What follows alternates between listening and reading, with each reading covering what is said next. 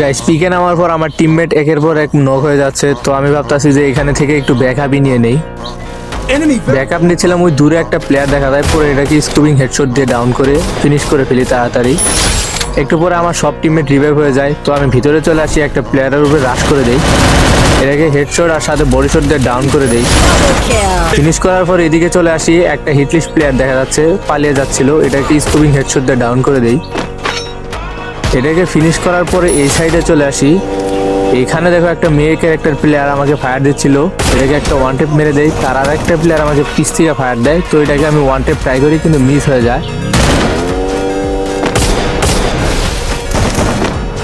অনেক চেষ্টার পর এই প্লেয়ারটাকে ডাউন করে দেই, এগুলোকে তাড়াতাড়ি ফিনিশ করে এদিকে চলে আসি।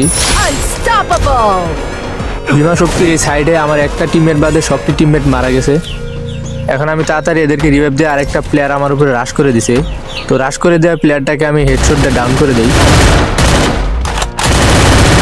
একে ফিনিশ করার পরে এই সাইডে চলে আসি ম্যাচের শেষ দিকে, এদিকে দেখি ওইখানে একটা প্লেয়ার, এটাকে স্কুবিং হেডশট দিতে ওয়াইপ আউট হয়ে যায়। বাম সাইডে দেখো ফায়ারিং হচ্ছে, তো আমি এদিকে চলে আসছি, এদিকে একটা প্লেয়ার, এটাকে ওয়ান টেপ মেরে দিই।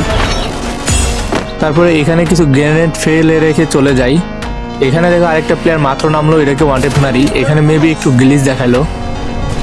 এখানে ফিনিশ করতে যাব যখনই তখন আরেকটা প্লেয়ার ফায়ার দেয়, ওটাকে মারা ট্রাই করি বাট কিছুই হয় না, তারপরে এটাকে ফিনিশ করে দিই আমি।